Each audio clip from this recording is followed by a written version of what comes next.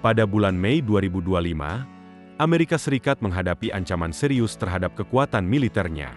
Jet siluman F-35, yang dilengkapi dengan teknologi canggih dan bernilai 80 juta dolar, tidak dapat berfungsi karena China telah memotong satu elemen penting yang tersembunyi dalam catnya.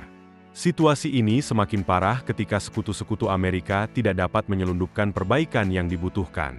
China tidak hanya melarang ekspor, tetapi juga membongkar jaringan penyelundupan yang selama ini menjaga militer Amerika tetap beroperasi. Tanah jarang yang dialihkan melalui Korea Selatan, yang disamarkan sebagai kosmetik, berhasil dilacak dan diblokir. Pentagon memperingatkan bahwa sistem persenjataan dapat dimatikan dalam waktu 90 hari. Pada tanggal 9 Mei 2025, China meluncurkan Operasi Guntur, sebuah tindakan keras yang melibatkan Kementerian Perdagangan, Bea Cukai, dan Keamanan Negara. Operasi ini bertujuan menghapus ketergantungan Amerika terhadap tanah jarang dengan menargetkan ekspor yang diselundupkan melalui negara ketiga seperti Korea Selatan dan Inggris. China mengendalikan 70% produksi tanah jarang global dan lebih dari 90% kapasitas penyulingan, dengan cadangan mencapai 44 juta ton. Ini bukan sekadar perang dingin baru, melainkan blokade yang tidak terlihat. Setelah Presiden Trump mengenakan tarif pembalasan 34% terhadap barang-barang China, China merespons dengan kontrol ekspor langsung terhadap 7 kategori tanah jarang penting untuk sistem persenjataan Amerika Serikat, termasuk elemen vital untuk kendali rudal, teknologi siluman, dan susunan sonar kapal selam. Di balik retorika keamanan nasional dan penyeimbangan perdagangan, penghentian material ini memicu skenario terburuk Pentagon.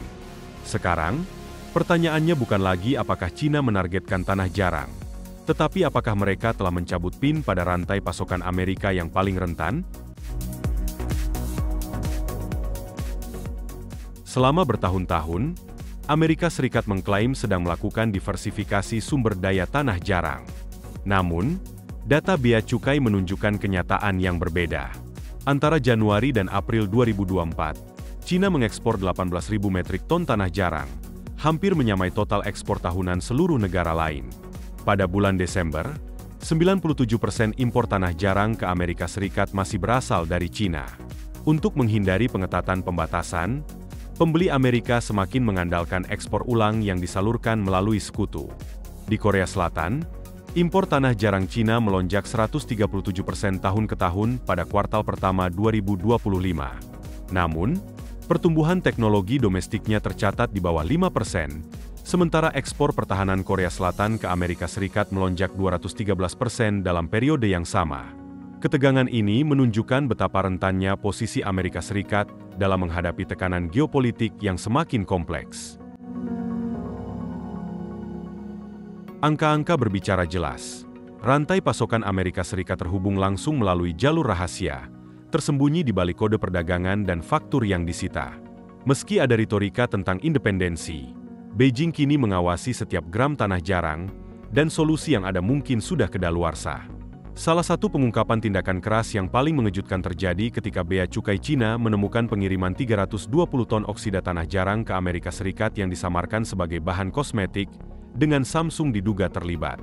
Menurut data investigasi yang bocor kepada Caixin Global, pengiriman ini diberi label palsu sebagai bahan daur ulang untuk menghindari pengawasan. Sementara itu, telepon pintar Samsung S24 mempromosikan tanah jarang daur ulang yang ramah lingkungan. Meskipun lebih dari 80% bahan tersebut dilaporkan berasal dari pasar abu-abu yang melintasi perbatasan Cina-Mongolia. Dengan harga $38.000 per ton, pengiriman ini bernilai lebih dari 12,1 juta dolar. Cukup untuk memasok komponen inti ratusan rudal canggih atau sistem propulsi jet. Meski belum ada tuntutan resmi, Kementerian Perdagangan China telah memperingatkan perusahaan Korea bahwa penghindaran aturan ekspor akan berujung pada sanksi tegas. Peringatan ini jelas bersifat strategis, bukan sekadar formalitas. Jika magnet bisa diselundupkan dalam kotak kosmetik, lalu berapa banyak lagi barang terlarang yang bisa lolos tanpa terdeteksi? Rantai pasokan ini dibangun di atas kebohongan. Strategi Amerika yang mengandalkan negara ketiga sebagai benteng penahan pengaruh China hanyalah ilusi, tembok pemisah itu rapuh, bahkan nyaris tidak ada. Lebih dari 90% tanah jarang dunia, termasuk yang ditambang di Australia dan Myanmar, masih dimurnikan di fasilitas Cina. Meski bijinya berasal dari luar, teknologinya tetap milik Cina. Amerika Serikat telah menggelontorkan miliaran dolar untuk membangun pabrik pengolahan di Texas dan California. Tetapi hingga kuartal kedua 2025, belum ada fasilitas domestik yang mampu memproduksi neodymium atau dysprosium berkualitas tinggi secara komersial tanpa bergantung pada input dari Cina. Sementara itu, Asosiasi Industri Pertahanan Nasional mencatat bahwa platform ketertelusuran baru Cina yang diluncurkan April lalu mewajibkan pelaporan arus produk tanah jarang secara real-time untuk setiap ekspor. Upaya pengalihan melalui perantara kini jauh lebih berisiko. Ini bukan sekadar penegakan hukum, melainkan firewall berbasis pengawasan digital. Tantangan berikutnya bukan lagi soal logistik, melainkan soal eksistensi. Tanpa teknologi penyulingan Cina, bisakah Barat memenuhi kebutuhannya sendiri? Inggris memang lantang mengkritik lambatnya persetujuan ekspor dari Cina, namun data mengungkapkan fakta yang lebih rumit. Pada kuartal pertama 2025, impor magnet tanah jarang Inggris dari Cina melonjak 40% dibanding periode yang sama tahun sebelumnya, menurut analisis catatan bea cukai oleh Financial Times. Ketergantungan ini menyoroti betapa rapuhnya posisi Amerika Serikat dan sekutunya dalam lanskap geopolitik yang semakin rumit. Sementara permintaan industri Inggris hanya naik 15%, muncul pertanyaan besar. Kemana sebenarnya sisa material tanah jarang itu mengalir? Analis di Chatham House memperkirakan surplus tanah jarang Inggris sebagian besar diekspor kembali ke kontraktor pertahanan Amerika Serikat, terutama untuk program F-35 yang membutuhkan 417 kg tanah jarang per jet. Meski perusahaan Inggris membantah adanya pelanggaran, respons Beijing bersifat antisipatif. Pada 14 Mei, Cina menyetujui 3 eksportir baru, masing-masing diwajibkan mendeklarasikan penggunaan akhir dan identitas pembeli. Seorang pejabat Cina mengatakan kepada South China Morning Post bahwa ini bukan sekadar prosedur birokrasi, ini adalah langkah kontraintelijen. Dengan Washington berlomba memenuhi pesanan senjata generasi baru, muncul pertanyaan, berapa lama jaringan pasokan London bisa menghindari audit publik? Jika Cina benar-benar menghentikan ekspor tanah jarang ke Amerika Serikat, Pentagon memperkirakan sebagian besar lini produksi senjata akan terhenti dalam 90 hari.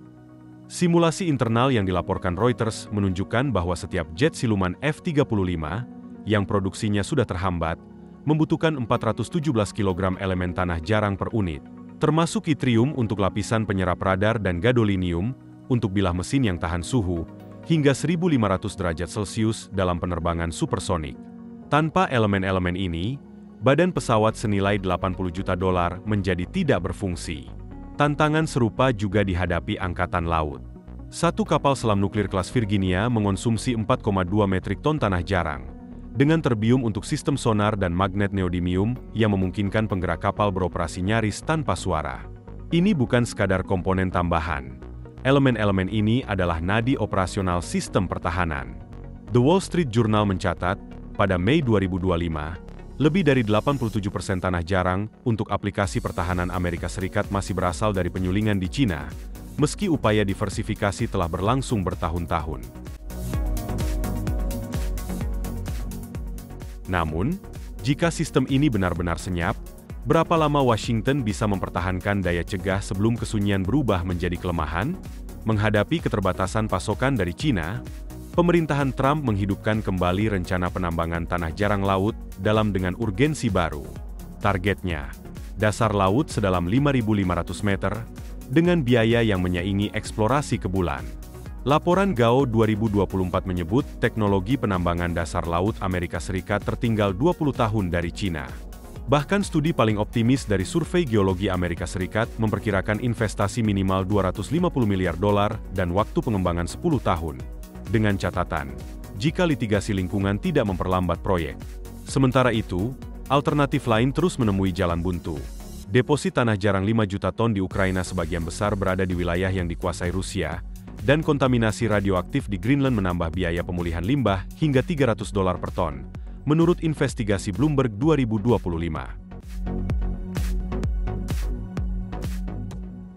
Bahkan pasir mineral dari Australia tidak bisa diandalkan. Setelah tiba di Amerika Serikat, proses penyulingannya tetap harus menggunakan teknologi yang dipatenkan China.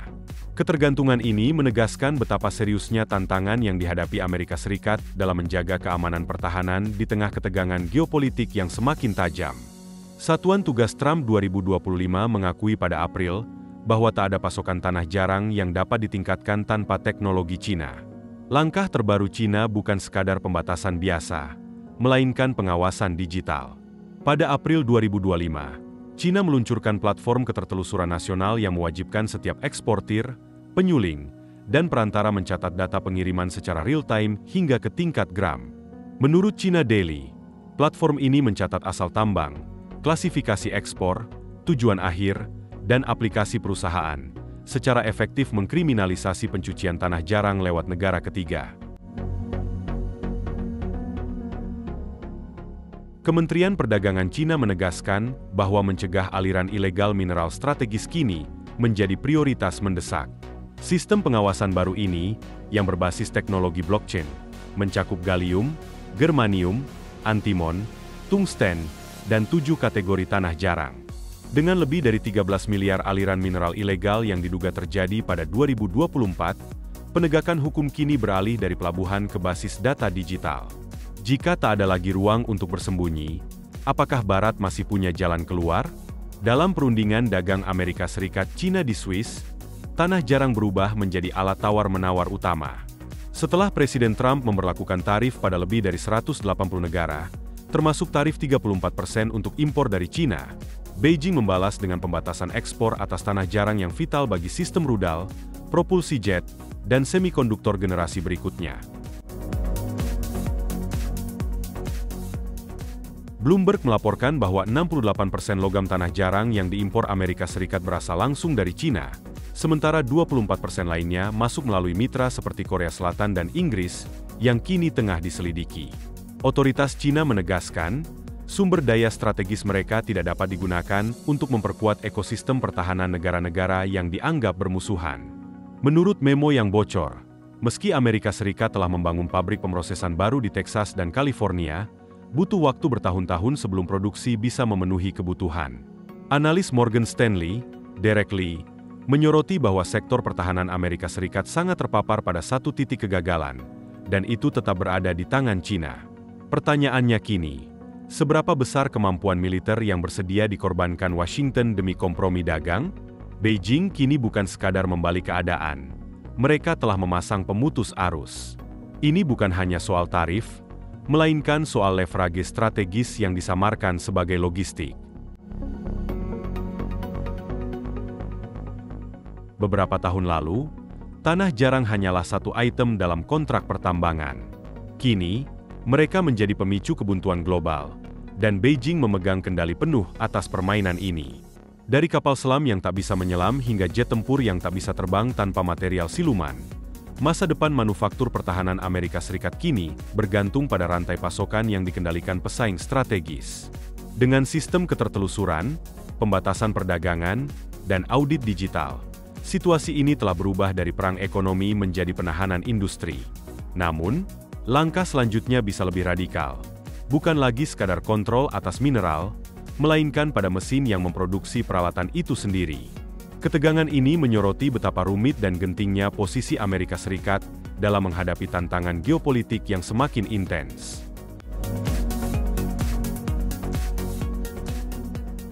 Ketika satu elemen kecil bisa melumpuhkan seluruh kekuatan militer global, siapa sebenarnya yang mengendalikan masa depan keamanan dunia negara yang memegang teknologi, atau mereka yang memegang rantai pasokannya?